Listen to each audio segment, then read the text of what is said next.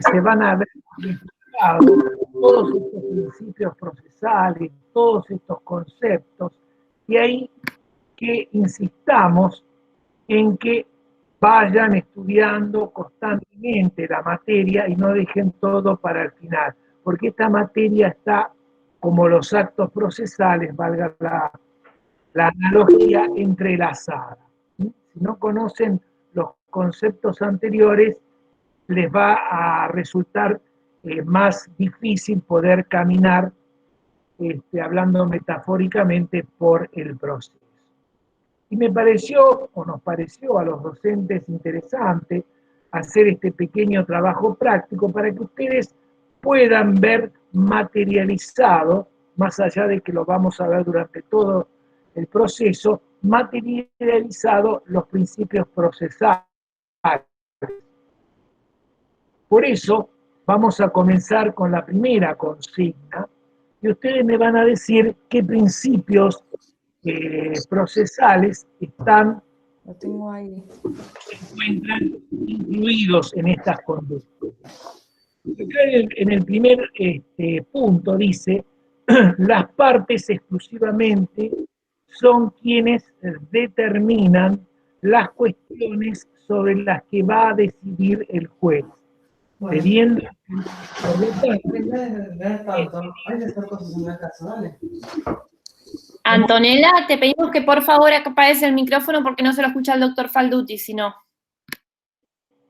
Bueno, les decía que las partes exclusivamente son quienes determinan las cuestiones sobre las que va a decidir el juez. Y el juez, por lo tanto, expedirse acerca de lo pedido por las partes. Bueno, los escucho. ¿Qué principio o principios estarían incluidos en esta conducta, en esta descripción que les acabo de hacer? El principio dispositivo. ¿El principio dispositivo? Sí, el de congruencia me parece también, ¿o no? Efectivamente, están los dos principios, porque uno deriva, el de congruencia deriva del dispositivo. Son las partes las que llevan al juez los hechos acerca de los cuales el juez va a los hechos a los cuales le asignan o que van a ser el fundamento de su pretensión. Cuando veamos la demanda, vamos a ver fundamentalmente y vamos a recalcar que los hechos son narrados por las partes, son el fundamento de la pretensión de las partes. Y además los hechos juegan otro papel importante porque son acerca de los hechos sobre los cuales se va a ofrecer la prueba y son acerca de los hechos narrados por las partes acerca de los cuales el juez se va a expedir. Al juez, por el principio dispositivo, le está vedado ir a buscar los hechos fuera del proceso, fuera del expediente. Los hechos son conocidos por el juez a través de las manifestaciones que le hacen las partes. Lo que no está en el expediente, se podría decir, no existe. El juez sí puede señalar que el derecho invocado por las partes acerca de estos hechos es otro, la norma que corresponde, pero no puede salir de los hechos. ¿Y por qué está también consagrado el principio de congruencia, que lo vemos en el 34, inciso 4, en el 163, inciso 6? Porque el juez tiene que resolver de acuerdo a lo solicitado por las partes. No podría solicitar algo distinto a lo solicitado por las partes, no podría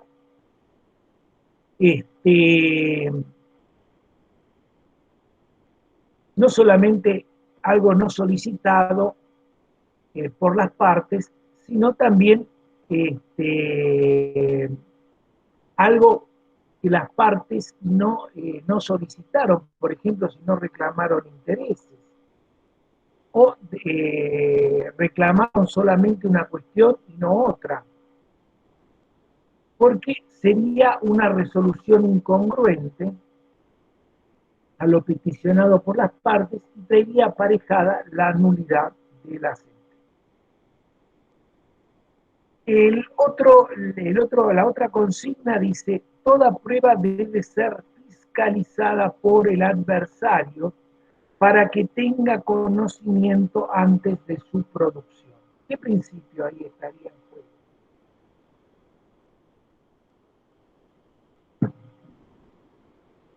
Bilateralidad.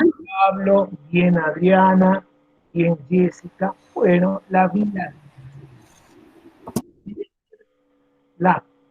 Las partes tienen que tener la oportunidad de poder fiscalizar, de poder controlar la producción de la prueba. Cierren el micrófono.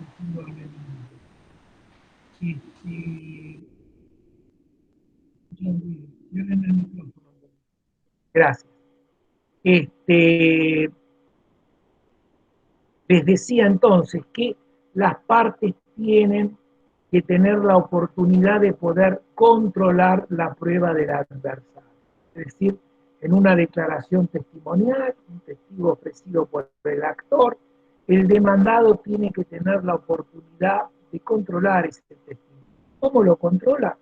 Bueno, concurriendo a la audiencia, teniendo la oportunidad de repreguntar al testigo, pidiéndole aclaraciones. En una prueba pericial, las partes concurren con el perito que está practicando la pericia, podrían verificar cómo se está llevando a cabo esa pericia, hacer algún cuestionamiento, alguna pregunta, etc. Esa es asegurar la bilateralidad. Muy bien, la tercera. El juez debe centralizar en un mismo acto o audiencia todas las diligencias. ¿Qué principio estaría ahí? Economía procesal. Economía procesal. El principio de economía procesal, dentro del principio de economía procesal, el principio de concentración. Artículo 34, inciso 5, o apartado 5, inciso A. Es decir, el juez debe tratar de concentrar, de unir todos los actos procesales en un mismo acto, ¿cierto? Por ejemplo, que los testigos, lo ideal sería que declaren todos el mismo día, si eso es posible. Principio de concentración, que hace al principio de economía procesal. Imagínense si los testigos, uno declara hoy, otro el mes que viene, y así sucesivamente, el proceso se dilata y atenta contra el principio de economía procesal.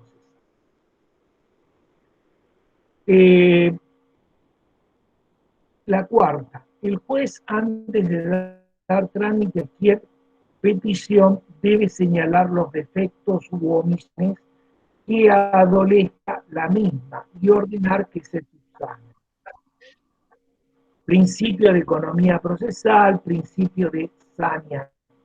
Recuerden que el juez debe subsanar los vicios de que puedan adolecer los actos procesales. Por ejemplo, no se notificó algún acto procesal.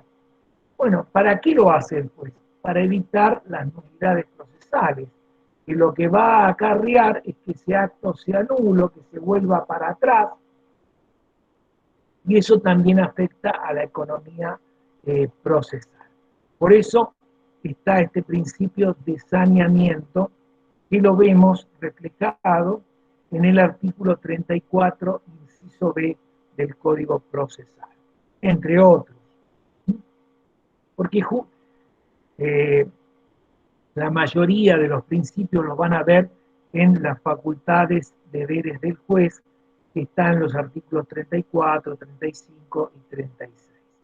Eso no quiere decir que en el resto del código aparezcan, y durante todo el proceso, aparezcan los principios procesales. Fíjense que nosotros en algún momento le dijimos que los principios procesales sirven de interpretación, son pautas, son directivas que el legislador le ha fijado al juez, del cual se nutre el proceso, de estos principios o pautas.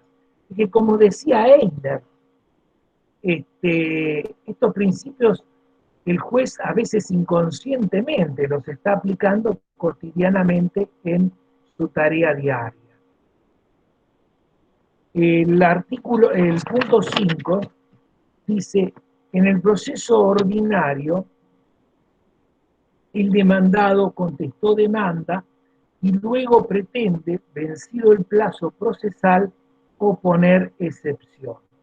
Tengan en cuenta que al contestar la demanda, el demandado, exacto, debe oponer también las excepciones. Como lo mismo ofrecer pruebas. Y acá, como están diciendo ustedes, está en juego el principio de preclusión. Recuerden que cada acto procesal debe realizarse en un determinado momento. Pasado ese momento, porque los plazos son perentorios, son fatales, pasado ese momento ya no se pueden volver a realizar. Y está en juego entonces el principio de preclusión. El 6, el juez recibe la audiencia preliminar. ¿Qué principio? Inmediación. Inmediación. Es decir, en la audiencia preliminar nosotros vamos a ver que hay una inmediatez con las partes, en este caso en el proceso, porque las partes deben concurrir a la audiencia. Y el juez toma o debe tomar esta audiencia preliminar. La inmediación va mucho más allá de este contacto con las partes, sino con todo el material fáctico del proceso. Eso es la inmediación. Que se da con mayor preponderancia en los procesos orales. El juez que interroga al perito le pide explicaciones, el juez que está interrogando al testigo le pide aclaraciones, etc. Bueno, el 7. El recurrente opone ante el dictado de una resolución judicial el recurso de revocatoria y en subsidio el de apelación. ¿Qué principio? Muy bien. El principio, también economía procesal, todos hacen a la economía, que es el de eventualidad. El principio de eventualidad viene a temperar, digamos así, el principio de preclusión. Es lo mismo que uno, para que lo vean mucho más claro, considera que la acción que entabló el actor está prescrita. Bueno, el demandado opone, lo tiene que hacer en el momento de contestación de la demanda, opone la excepción de prescripción. Y dice, ¿se conforma con eso nada más? No, tiene que contestar la demanda también. ¿Por qué? Porque la excepción de prescripción puede ser rechazada por el juez y pierde la oportunidad de contestar la demanda. Entonces, opongo prescripción y a todo evento, para el caso que su señoría improbablemente rechace la prescripción, contesto demanda. Es decir, El principio de eventualidad busca que todos los actos se hagan en forma simultánea, siempre que ese acto corresponde a la misma etapa, aunque sean contradictorios, porque yo estoy oponiendo la prescripción y estoy contestando la demanda. Pero justamente es para temperar la preclusión y para evitar que el juez primero decida, después contesto la demanda, etc. No es así, sino todo en simultáneo hay que hacer. Bueno, después dice estábamos por el 8. El actor litigó sin razón valedera, obstruyendo el curso normal del proceso, demorando injustificadamente su trámite. ¿Qué principio ahí estaría en juego?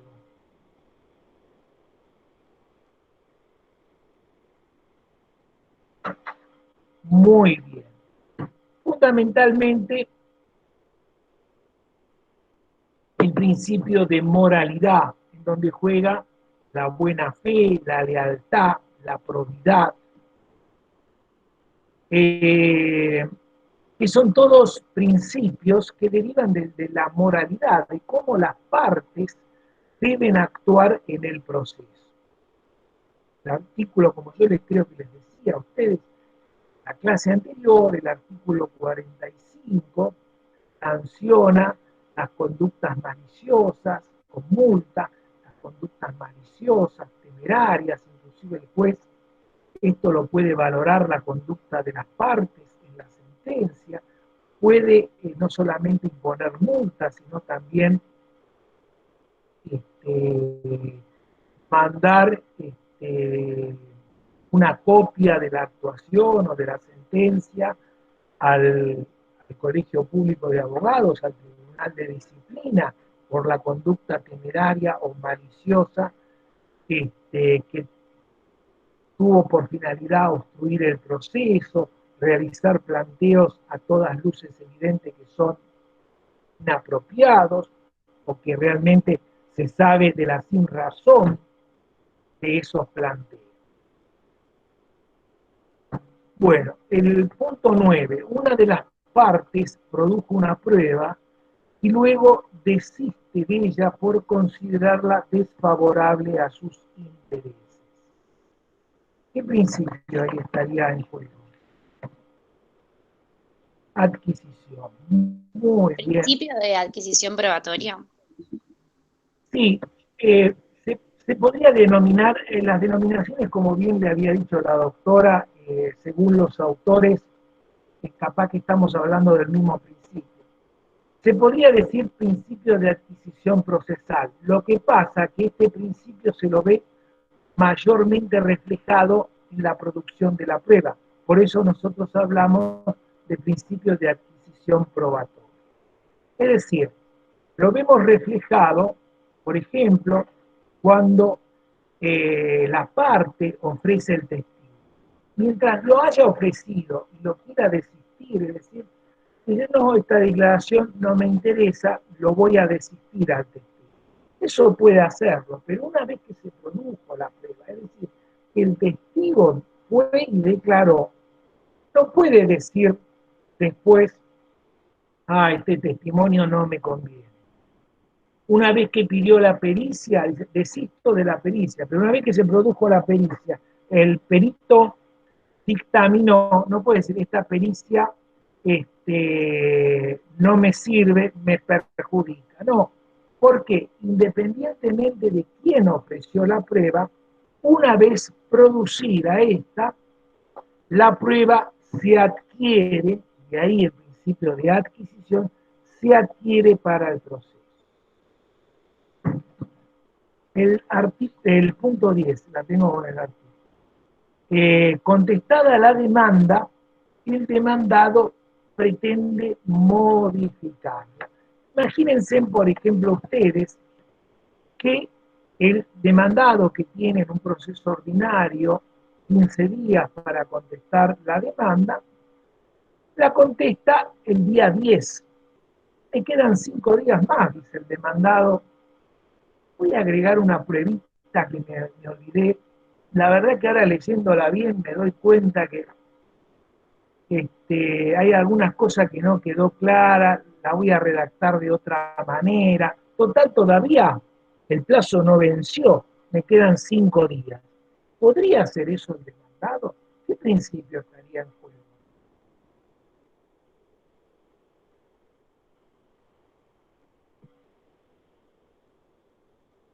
No, no el de congruencia, no.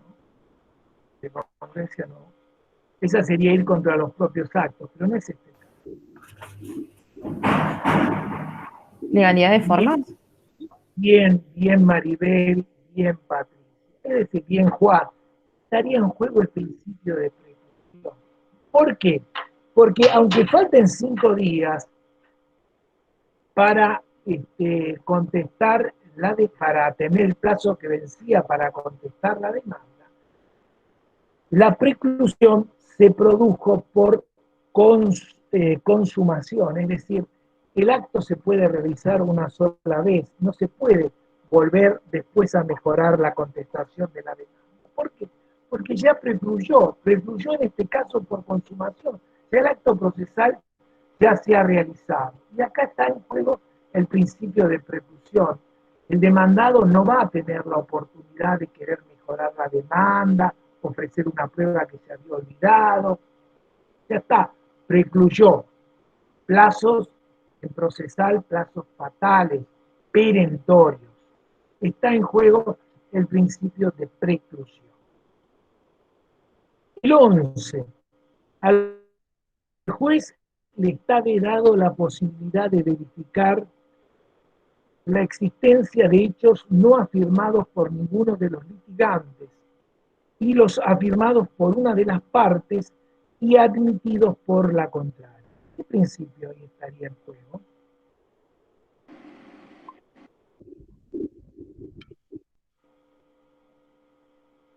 Perfecto, Pablo, Jimena, Josefina, Maribel, Jessica, Agustín.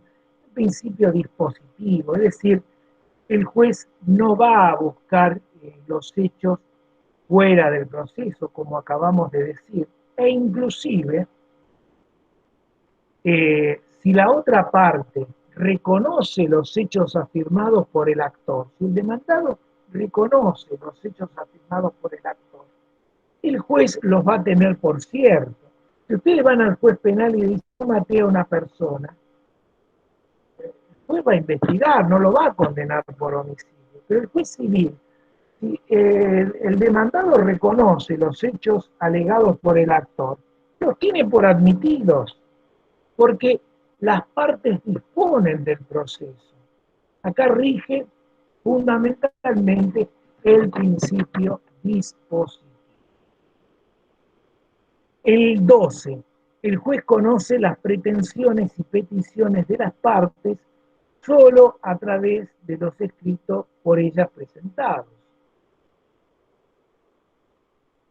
Sí, por el tema de los escritos es el principio de escritura, pero también el dispositivo, ¿no es cierto? Es decir, juegan estos dos principios, el de escritura, el dispositivo. Si el juez conoce los hechos solamente por lo que le han narrado las partes. Y el último, el juez resuelve en el juicio cuestiones no propuestas por el actor en su demanda. ¿Qué principio estaría jugando? No, el tema decidendum es otra cosa. Es decir, el tema decidendum es lo solicitado por las partes. El tema decidendum queda fijado con la contestación de la demanda. Estaría, bueno, el principio dispositivo y algo derivado del principio dispositivo, que es la congruencia. Es decir, el juez no puede resolver algo que el actor no haya pedido en su defensa, porque sería una resolución incongruente y el demandado se vería afectado, porque no tuvo tiempo de defenderse. Si el juez puso a considerar cuestiones que no le planteó el actor. Y el demandado nunca se defendió, porque si el actor nunca le planteó esta cuestión, y el juez va y decide más allá de lo pedido por el acto. Principio de congruencia. Entonces, como veo que lo han entendido bien el tema, pero nos interesaba que más allá de que lo vamos a ver durante todo el transcurso del proceso, ustedes estos conceptos teóricos, que a veces son un poquito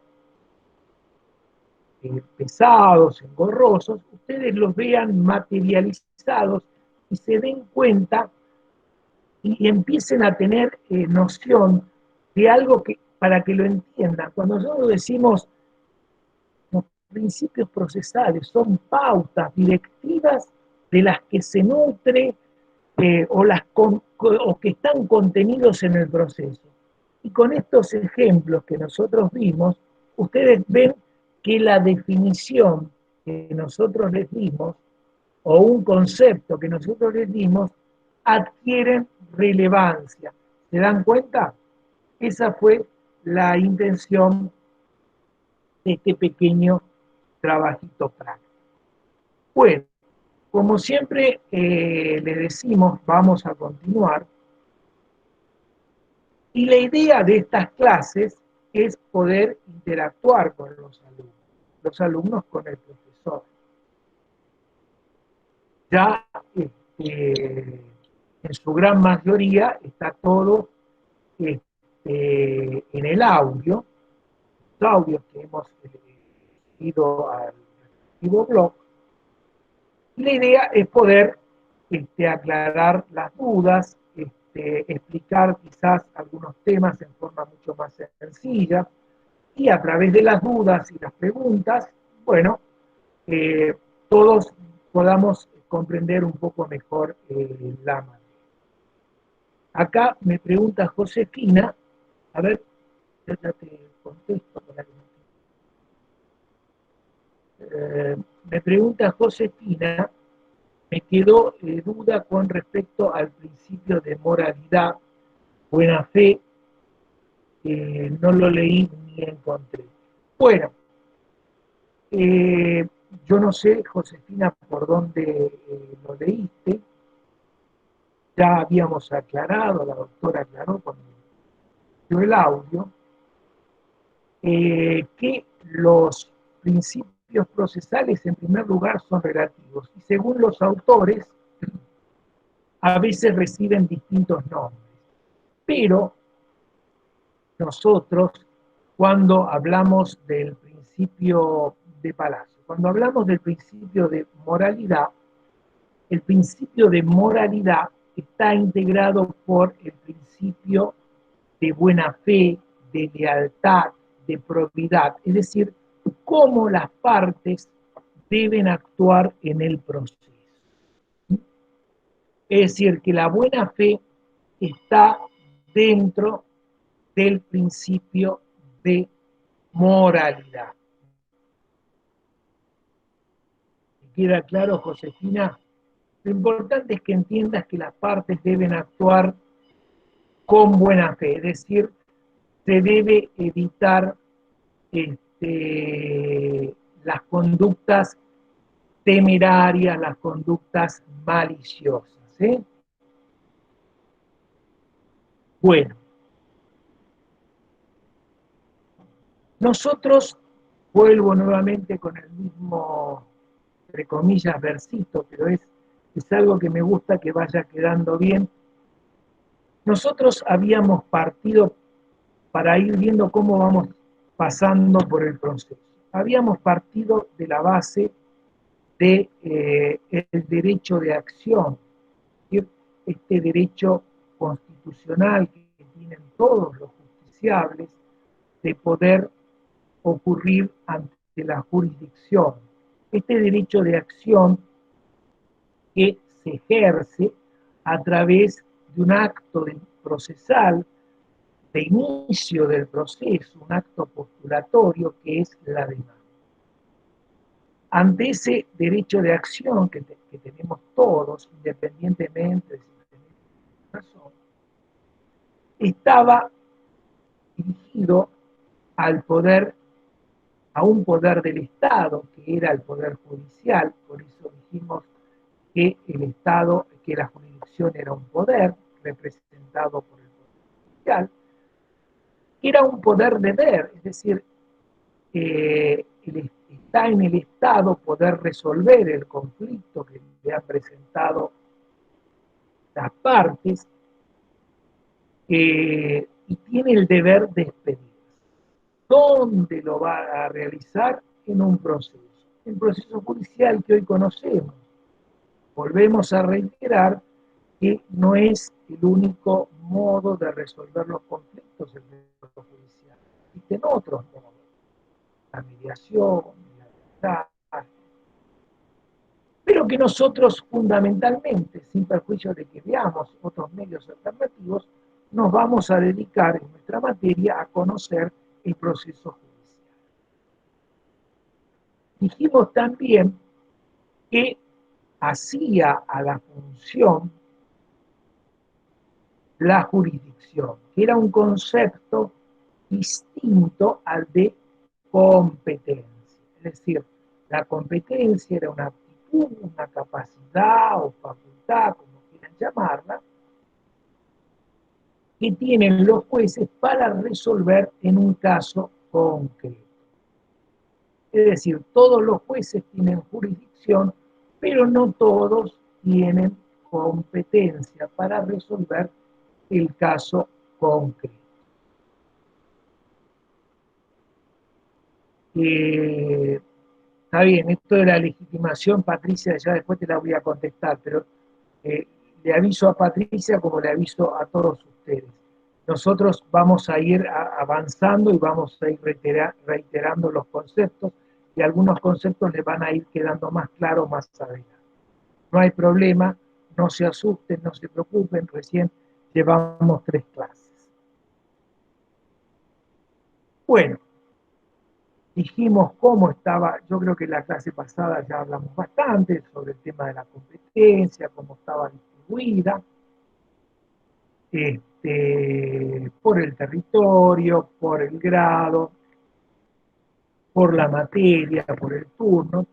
Fundamentalmente dijimos que la competencia tenía 2 caracteres, una que era improrrogable, es decir, el juez no puede, las partes, mejor dicho, no pueden prorrogar la competencia del juez, las partes no pueden elegir que por una razón de la materia pueda entender otro juez, si es algo, una cuestión civil, que entienda otro juez comercial. Es decir, la competencia que es de orden público, está establecida por el legislador. Pero hay una excepción, dijimos también, que es la competencia en razón del territorio y para cuestiones patrimoniales. Ahí el juez no puede decretar de oficio su incompetencia, porque las partes pueden prorrogar, ya sea en forma expresa, lo pueden hacer a través de un contrato, o en forma tácita, aceptando la competencia en razón del territorio de un juez, porque la competencia en razón del territorio puede ser prorrogada. También dijimos que la competencia era indelegable, y esto afectaba al juez. El juez no puede trasladar una causa, pasarla a otro juez, porque se le ocurra. Por eso la competencia es indelegable. Hablamos también de las 2 vías que tenían las partes para cuestionar la competencia del juez. Una era la vía de la declinatoria, y la otra la vía de la si ustedes no tienen dudas sobre este tema, yo ya preferiría empezar a hablar de los sujetos. Dejamos Profe, perdón, yo sí tengo una duda. ¿Y quién me habla? Camila. Camila, sí. Cuando nombraste en el audio de que una vez que está firme la resolución que desestima la incompetencia, ya ni el juez ni las partes pueden plantear de vuelta que es incompetente. Exacto. Y hablaste de una excepción y hablaste de los jueces federales. La excepción esa no me quedó clara. Bueno, una vez que el juez declaró su competencia, se dice que la competencia se perpetúa, es decir, ya está firme. Y a pesar de que puedan cambiar las reglas de competencia, el juez que va a seguir entendiendo en la causa es el mismo que se inició con la causa. Es decir, lo que se trata es de que las causas terminen en donde empezaron. Hay una excepción, creo que es artículo 354 bis del Código Procesal, en donde la excepción es para la justicia federal de los juzgados que están en los juzgados federales que están en las provincias. Cuando una causa en el trámite del expediente se ve que hay algo que afecta al orden federal, bueno, ahí sí el juez puede declararse incompetente y esa causa pasa a tramitar a esta justicia, digamos así, de excepción, que es la competencia federal. Cuando aparece una causa federal, aunque el juez haya empezado a entender, debe remitirse, el juez provincial haya empezado a entender, debe remitirse a la justicia federal. Esa es la excepción. ¿Quedó claro, Camila? Perfecto, profesor, sí, gracias. Bueno,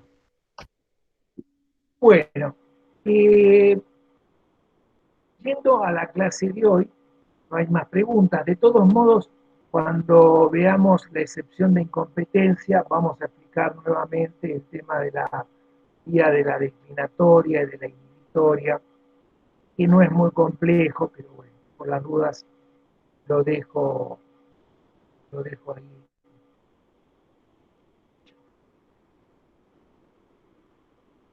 Ah, sí, bueno, Agostina, sí, pregúntame.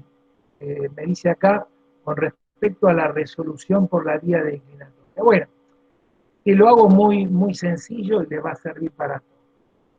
Para cuestionar la competencia del juez, hay dos vías que establece el Código Procesal. Una es llamada la vía de la declinatoria. La vía de la declinatoria se hace valer a través de la interposición de la excepción de incompetencia. Y la vía de la declinatoria corresponde interponerla cuando se tratan de jueces que están en un mismo territorio. Por ejemplo, los jueces nacionales en el ámbito de la capital federal. Cuando está interviniendo un juez civil y el demandado considera que el que debe entender es un juez comercial, cuando tiene que contestar la demanda, interpone la excepción de incompetencia. Esta es la forma de hacer lugar o de hacer lugar o la forma de hacer valer la vía de la declinatoria. ¿Se entiende? Hay un juez civil, un juez comercial. El demandado considera que es el juez comercial, está en el ámbito de la ciudad de Buenos Aires y plantea la incompetencia del juez civil. La otra vía, que no es muy utilizada, es la llamada vía de la inhibitoria. En este caso, se tratan de jueces que están en distinta circunscripción judicial. Por ejemplo, un juez que está entendiendo en la causa, que es un juez civil de la capital federal, y el demandado se domicilia en Mendoza. El demandado considera que el juez competente es el juez de su domicilio, es decir, el juez local, el juez de la provincia de Mendoza. Entonces, el Código Procesal Civil y Comercial de la Nación le permite que pueda plantear la excepción de incompetencia del juez civil que está entendiendo en la causa que pueda plantear ante el juez de Mendoza a través de la vía inhibitoria. Es decir, le va a solicitar al juez provincial de su domicilio, en este caso Mendoza, por supuesto, proporcionándoles los antecedentes, la demanda, etcétera, etcétera, le va a pedir que declare su competencia y que le solicite el expediente al juez civil de la ciudad de Buenos Aires, que está entendiendo en la causa, para que se inhiba de seguir entendiendo. Es decir, que la inhibitoria se da cuando existen jueces de distinta circunscripción judicial. La inhibitoria siempre se plantea ante el juez que no tiene el expediente, para que ustedes, como una regla monotécnica, la tengan en cuenta. La declinatoria siempre se plantea ante el juez que tiene en su mano el expediente. La inhibitoria, evidentemente, se plantea ante el juez que no tiene el expediente y que le va a pedir al otro que le envíe el expediente. Por supuesto, el de Mendoza puede decir, yo no soy competente, el de civil dice, sí, yo soy, el de civil dice, no, el competente soy yo, y ahí se plantearía un conflicto o contienda de competencia. Eso es otra cosa. ¿Quién lo va a resolver en ese caso? Si se plantea una cuestión entre el juez de Mendoza, que dice, yo soy competente, y el juez civil dice, no, el juez de la ciudad de Buenos Aires, soy yo el competente. Ambos quieren la competencia. ¿Quién va a resolver ese conflicto de competencia? Alguien tiene que juzgar ese caso. ¿Quién lo va a resolver? ¿Quién va a determinar quién es? No, ahí está. Jessica Hernández en la corte. ¿Sabes por qué no Jimena la Cámara? Porque yo te preguntaría, ¿qué Cámara lo va a resolver? No lo puede resolver la Cámara porque el juez de Mendoza depende de la Cámara de Apelaciones de su provincia, y el juez civil depende de la Cámara Nacional Civil, es decir, no tienen un órgano común, entonces lo tiene que resolver la Corte. Me encanta que, Jimena, que te hayas equivocado, me parece bárbaro que te equivoques ahora y no en el parcial, y que entiendas el porqué. Y lo que vos hiciste de la equivocación tuya, todos salimos conociendo el tema y fundamentalmente el porqué. No es un tribunal común. El juez civil depende de la Cámara Nacional Civil y el juez de la provincia de Mendoza de su Cámara. Entonces, ahí lo tiene que necesariamente, ese conflicto lo tiene que resolver la Corte. Distinto sería el caso si se plantea, suponiendo que se plantea en el mismo ámbito en la ciudad de Buenos Aires, se plantea entre un juez civil y un juez comercial. Ambos rehuyen a la competencia y dicen, no, yo no soy competente, es el juez civil dice, no, es el juez comercial, o ambos dicen, yo soy competente, el juez comercial insiste en que él es competente. Ahí, ¿quién va a resolver? Ahí va a resolver, sí, la Cámara del fuero que primero previno, es decir, que el primero conoció. Se planteó primero la demanda en justicia civil, la que va a resolver ese conflicto de competencia va a ser la Cámara Nacional.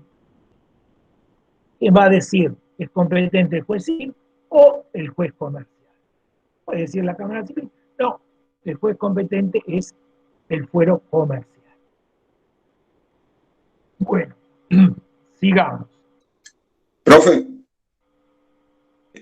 disculpe, sabe que tengo una duda en cuanto a este tema de la competencia y que está concatenado con el tema también de los principios, creo. Vamos a empezar ahora a ir poniendo ingredientes. Perdón, Antonio, ¿nos escuchás? Son los sujetos que participan en el proceso. Alexander, nos dejó de escuchar. ¿Te parece escribirle la pregunta por el chat? Ahí le escribo, profe, gracias. Pero Muy bien. los sujetos primarios de la relación jurídica procesal son el órgano judicial, partes. Hay otros sujetos intervinientes en el proceso.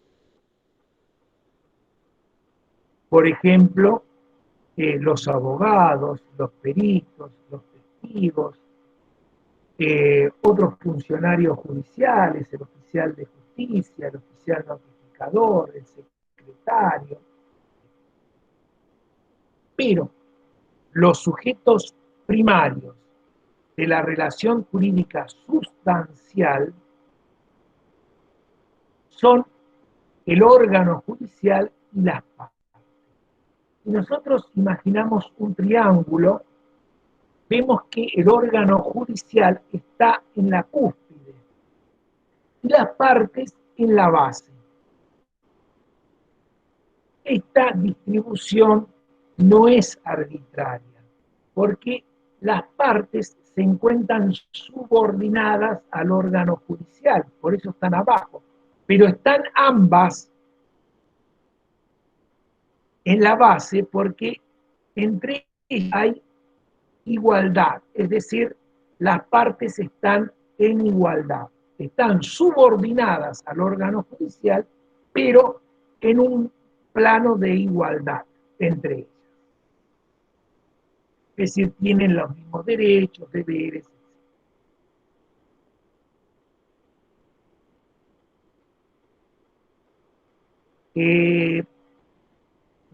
perdónenme en esta digresión, me acuerdo que me olvidé de explicar en la otra comisión el tema de las cargas procesales, pero bueno, espero no olvidarme acá.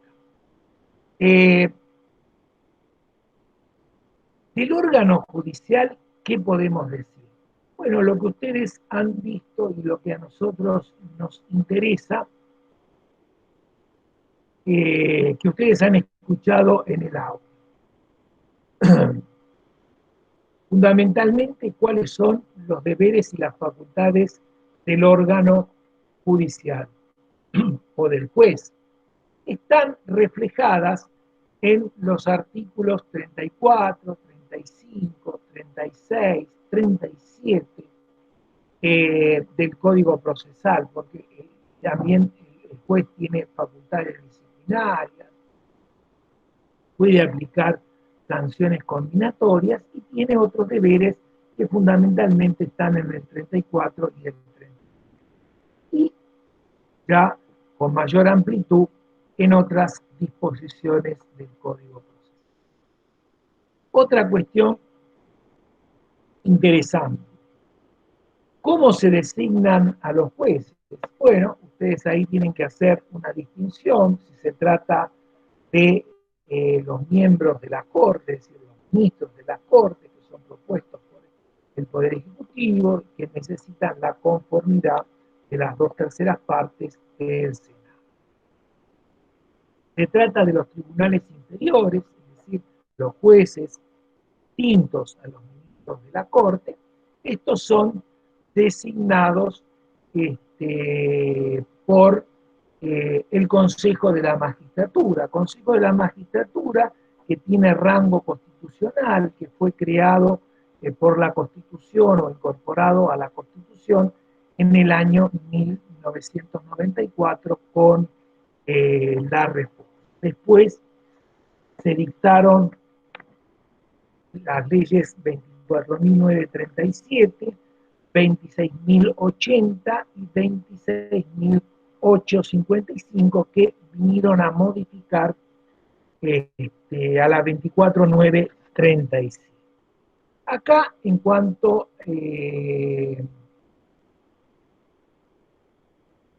ahora voy a ir, Alexander, a tu pregunta. Ahí, en cuanto al Consejo de la Magistratura, ustedes saben que los jueces se designan por concurso de oposición y de antecedentes. El Consejo elige una terna que eleva al Poder Ejecutivo y el Poder Ejecutivo elige de esa terna y pasa luego para contar con el acuerdo del Senado. Los ministros de la Corte están sometidos por su mal desempeño que tiene por finalidad solamente desaforarlos, es decir, de sacarles del cargo, de removerlos, más allá de la responsabilidad penal o civil que puedan tener, a través de la acusación de la Cámara de Diputados, y la que lo juzga es la Cámara de Senado. En cambio, los demás jueces de los tribunales inferiores, Cámara, jueces de primera instancia, son enjuiciados a través de un jurado de enjuiciamiento que está dentro de la ley que establece el Consejo de la Magistratura. Es decir, lo juzga el Consejo de la Magistratura. Es interesante del Consejo de la Magistratura recalcar cómo está integrado, porque las futuras leyes, especialmente esta ley 26.855, alteró la composición del Consejo de la Magistratura. El Consejo de la Magistratura en la actualidad está compuesto por 13 miembros, 3 legisladores, del arco político aparecen 3 legisladores, de diputados, 3 senadores, aparece un miembro del Poder Ejecutivo, abogados de la matrícula del orden nacional, de la capital, y otro del orden federal, de las provincias, un académico, alguien también, un actor científico, algo así, dice la composición del Consejo de la Magistratura.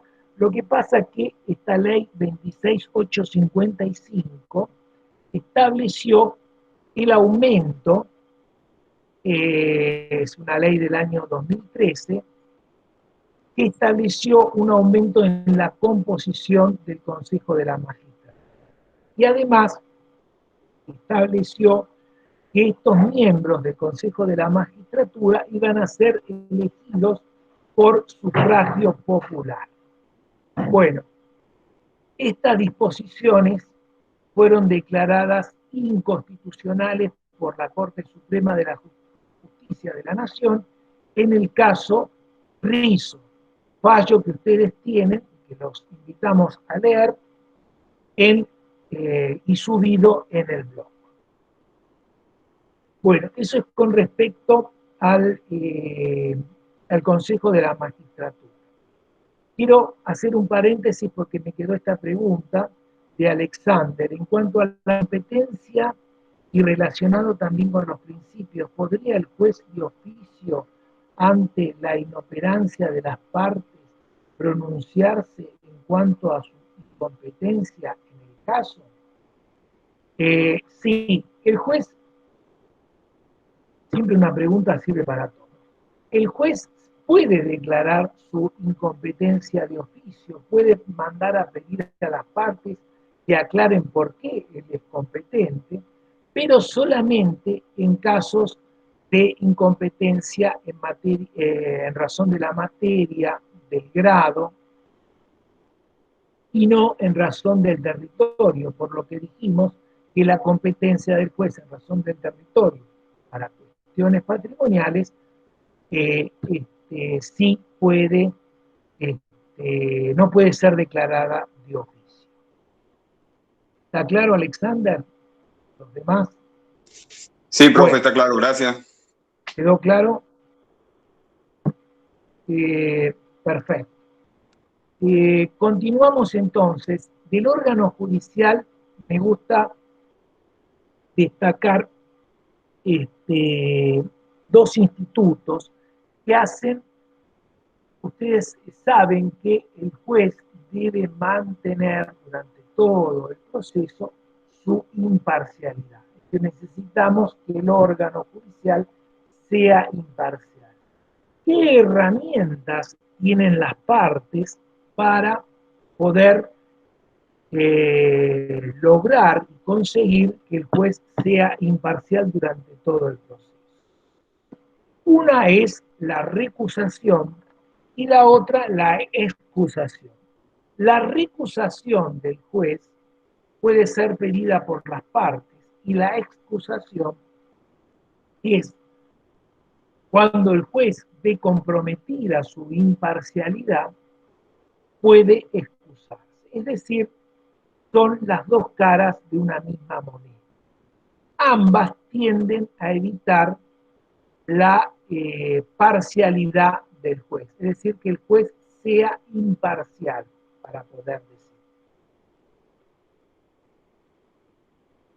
Lo que ustedes tienen que tener en claro, que no pueden confundir estos dos institutos que buscan asegurar la imparcialidad del juez con los temas de competencia o incompetencia.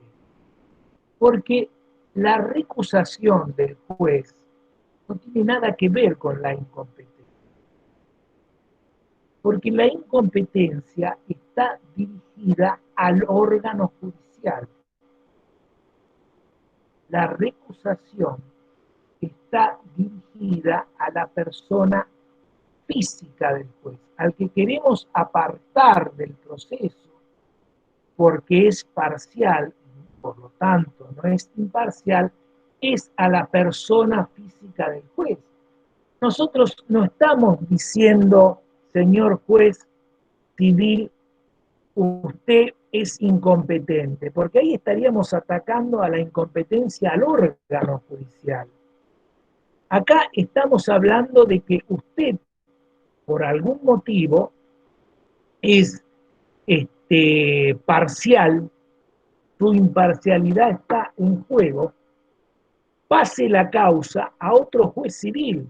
Es decir, acá no estamos hablando de la competencia, es decir, estamos impugnando, si se quiere, a la persona, al juez. Es decir, esto no tiene nada que ver con la competencia o con la incompetencia. Cuando hablamos de competencia, hablamos del órgano, del juez, del órgano judicial, de todos los jueces civiles. No es competente la justicia civil, es competente la del fuero comercial. Acá estamos hablando de la persona física, de ese juez civil que no es imparcial, entonces necesita que la causa tramite ante otro juez civil. ¿Se entiende? Muy bien. La recusación y la excusación tienen motivos que están establecidos en el artículo 17, parentesco, enemistad, amistad manifestada por el trato frecuente, etcétera, etcétera. Ustedes la ven en el artículo 17. La excusación es la que el mismo juez se excusa de seguir entendiendo porque está en juego su parcialidad, es decir, el juez entiende que puede llegar a ser parcial por alguno de los motivos que establece el artículo 17, y entonces se aparta. Y también otra causal de excusación es por cuestiones de decoro, que es una fórmula amplia que los jueces también podrían apartar. Cuando haya cuestiones de delicadeza, de decoro, que deciden apartarse porque ven comprometida su parcialidad. La recusación, como bien les explicaba el doctor Seltzer en el audio, simplemente acá hacemos una síntesis, puede ser con causa, es decir, las partes recusan al juez, la persona del juez, no plantean la incompetencia, recusan, lo quieren sacar porque está comprometida su parcialidad. Puede ser con causa o sin causa. La oportunidad para recusar al juez es en la primera presentación que hace. Puede ser que la causa sea sobreviniente. Bueno, si la causa es sobreviniente, tienen un plazo de 5 días desde conocida la causa para pedir la recusación del juez.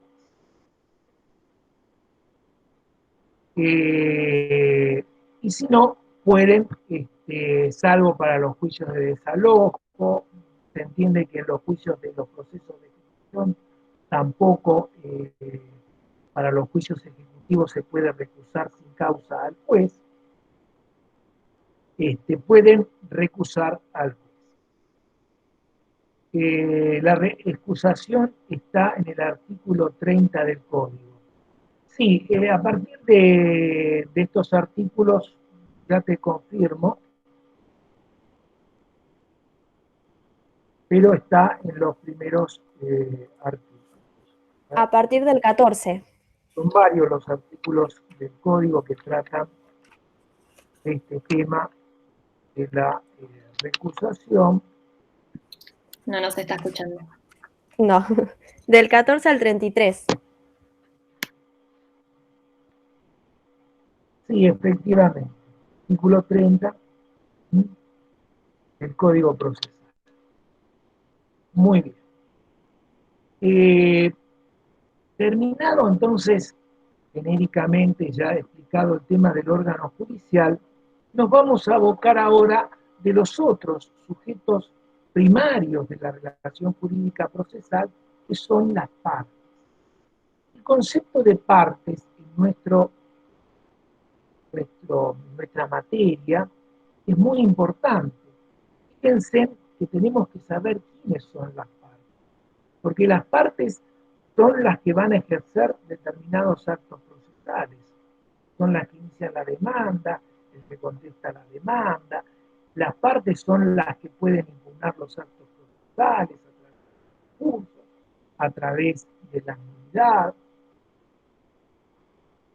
son las que van a ofrecer las pruebas. Entonces, ¿quiénes son las partes? Este es un concepto, no es el concepto de partes del contrato, este es un concepto procesal. Las partes es toda persona física o jurídica que reclama o en cuyo nombre se reclama la satisfacción de una pretensión. Y frente a la otra, a la cual se reclama. Es decir, que las partes en el proceso civil son dos. Principio de dualidad de partes. Hay una parte actora o demandante y una parte demandada o accionada. Los procesos de conocimiento a las partes, a las que reclama la satisfacción de una pretensión, y la otra que se puede oponer a esa pretensión, son actor y demandado,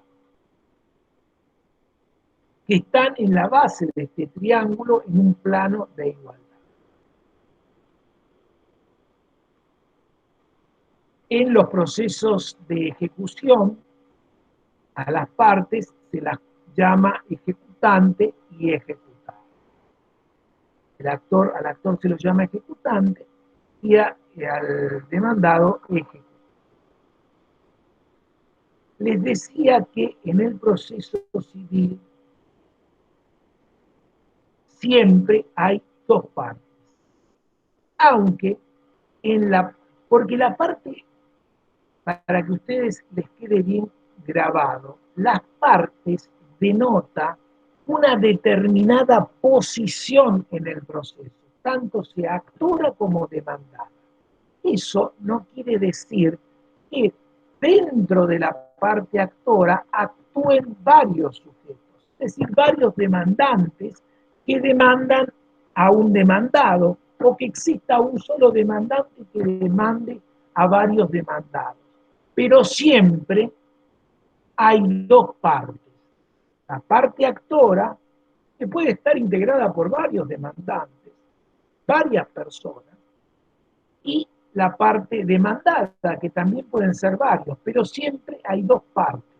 El proceso civil se da siempre entre dos partes. Una que reclama, una que pretende, y la otra que resiste o se opone, que es el demandado. Ahora bien, todos nosotros tenemos capacidad para iniciar un proceso. un menor tiene capacidad para iniciar un proceso. Porque la capacidad, en este caso, está relacionada con la capacidad de derecho que tenemos todos. Pero para actuar en el proceso se requiere tener la posibilidad de ejercer por sí mismo estos actos procesales. Es decir, se requiere lo que ustedes han visto, que es la capacidad de ejercicio. Es decir, se requiere para poder actuar en el proceso la capacidad procesal. Si no se tiene esa capacidad procesal, es decir, si no se puede ejercer por sí mismo los actos procesales, la parte tendrá que ser representada. Alguien va a actuar en su nombre. Pero acá hago esta distinción. El representante nunca es parte. La parte es el representado. Los padres que actúan en representación del menor, porque no puede ejercer, porque carece de capacidad procesal, porque no puede actuar por sí mismo en el proceso, él es el representado, la parte. Los padres son los representantes, no son la parte. La parte siempre, por eso cuando dijimos parte, es toda persona física o jurídica que reclama o en cuyo nombre se reclama. Aparece la figura del representante, que no es parte. La parte es el representante. Entonces, si la parte carece de capacidad procesal, se va a tener que hacer representar por otro, por su representante legal. En este caso, si se trata de menores, por los padres. Si se trata de una sociedad anónima, por el presidente de la sociedad. Si se trata de una sociedad de responsabilidad limitada, por el socio gerente. Si se trata de una administración que reclama el cobro de expensas a algún propietario, lo hará el administrador. También esta es la representación legal o necesaria. También, al lado de la representación legal o necesaria, aparece la representación voluntaria. Cuando la parte plenamente capaz no quiere intervenir por sí misma en el proceso. Entonces nombra a un apoderado, que puede ser un abogado, para que lo represente. Y esta representación, tanto legal, necesaria como la voluntaria, debe acreditarse en el proceso. Es lo que se conoce a través de la documentación cliente, el abogado apoderado que va a acompañar el poder, el presidente de la sociedad que va a acompañar los estatutos o dónde está el designado, donde se manifiesta que él es el representante legal de la sociedad. Esta justificación de la representación es lo que se conoce como que debe justificar la personería. Si no se justifica la personería, la otra parte puede oponer la excepción de falta de personería. Es decir, se trata de que el proceso se lleve a cabo un proceso útil y que el que está representando a otra parte tenga facultades para representarlo. Esa es la idea.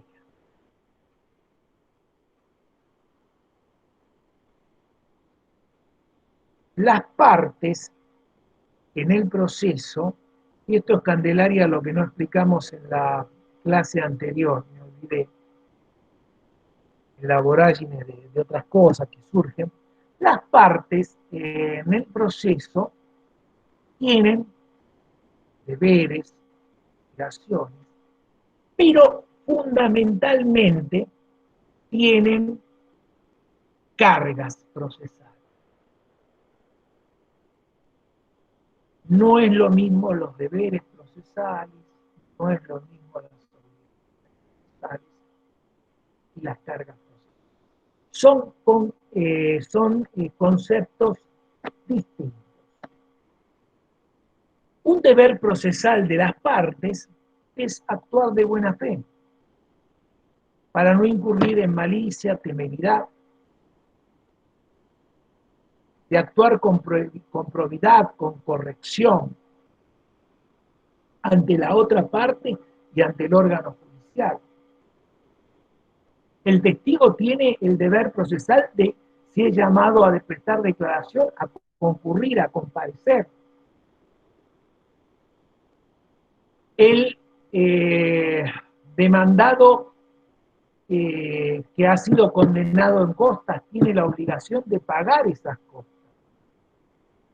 Pero yo les decía que las partes tienen en el proceso civil mayormente cargas procesales. ¿Y qué es esto de las cargas procesales?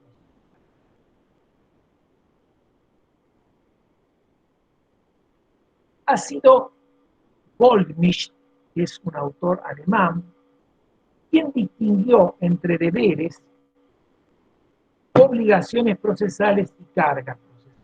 Dijo que los deberes están instituidos en beneficio de la comunidad. Las obligaciones, la obligación procesal, están instituidas en beneficio del acreedor. Y las cargas procesales están instituidas en el propio interés de las partes. Aclaremos un poco esta cuestión. ¿Ustedes consideran que contestar la demanda es un deber del demandado, es una obligación del demandado, es una carga del demandado?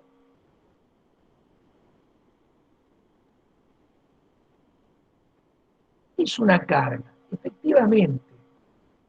El demandado no está obligado ni tiene el deber de contestar de la demanda. Tiene la carga de contestar la demanda. ¿Y qué pasa si no contesta la demanda? Seguramente tendrá un acarreado, un perjuicio procesal. Cuando las partes no cumplen con la carga procesal el código les asigna, bueno, les va a traer aparejado un perjuicio procesal. Quizás el juez, si el demandado no contestó la demanda, lo podrá tener por cierto los hechos alegados por el actor, tendrá por reconocido los documentos acompañados por el actor y que se le atribuyen al demandado. Si no contestó la demanda, no va a poder ofrecer prueba después, porque ya va a haber precluido la oportunidad. Es decir, si no cumple con las cargas, las partes, le ocasiona procesal, el proceso va a continuar. No hay ninguna obligación, no hay ningún deber. Las partes en el proceso mayormente tienen cargas procesales, que están instituidas en el propio interés de la parte, y que si no se esas cargas procesales, trae aparejado un perjuicio procesal. No sé si hay algo más, Candelaria, que haya que aclarar, que haya quedado, algunos de los alumnos, algún tema que quieran plantearnos. Creo que nada más, no sé si tienen alguna duda, chicos. Ay, no te escucho otra vez. Si tienen alguna duda, escríbanla en el chat. Así la puede ver Antonio. Si les queda alguna duda de esta clase, de principios procesales, de todo lo que venimos viendo hasta ahora.